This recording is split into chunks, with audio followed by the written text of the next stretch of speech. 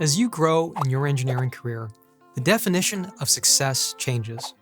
It's no longer just about how fast you can code, but about how much impact you can create. This is where strategic thinking comes in.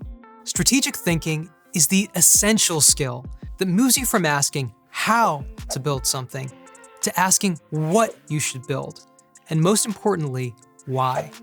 It's less about a single moment of innovation and more about your ability to make the right connections. So, how do you cultivate this skill? It starts with learning how to identify high-impact work. This is the foundation of thinking strategically. First, you need to focus on outcomes, not just outputs. Instead of just completing a task, think about the result you want to achieve for the user or the business. This keeps your work grounded in real value. The most powerful tool for this is a single, simple question: why? Constantly asking why connects your daily tasks to the larger team and company goals, ensuring you're not just spinning your wheels on low-impact work.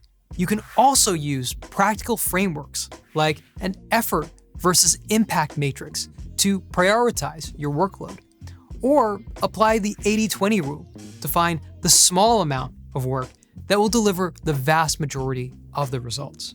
Identifying high-impact work naturally leads to the next step, aligning your work with business goals. To be truly strategic, your technical contributions must connect to the bigger picture. This means learning to speak the language of the business. Frame your work in terms of how it will improve revenue, reduce costs, or increase user satisfaction. This makes the value of your work clear to everyone. Always choose projects that have clear strategic value. Be the engineer who is solution-oriented, proposing technical approaches that directly solve business problems, rather than just waiting for tasks to be assigned. But how do you prove that your work is actually having an impact? Strategic thinking isn't about guessing. It's about making data-driven decisions. I know, shocking that engineers would want to use data to make decisions. Next, you'll tell me we like organizing things into neat little systems. Before you start a project, establish the key metrics that will define success. What numbers will tell you if you've achieved your desired outcome? This makes your goals concrete and measurable.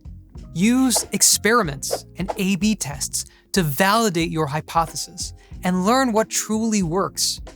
Be wary of vanity metrics that look impressive but don't reflect real user value or business success.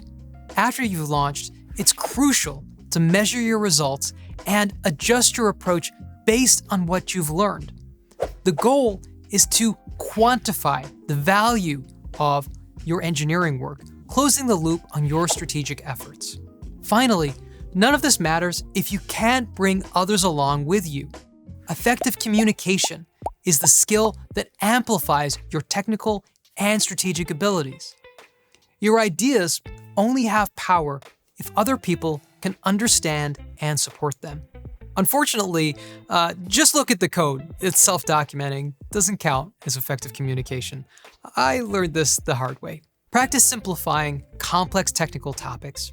Use storytelling to make your vision more compelling, and learn to adapt your message for different audiences.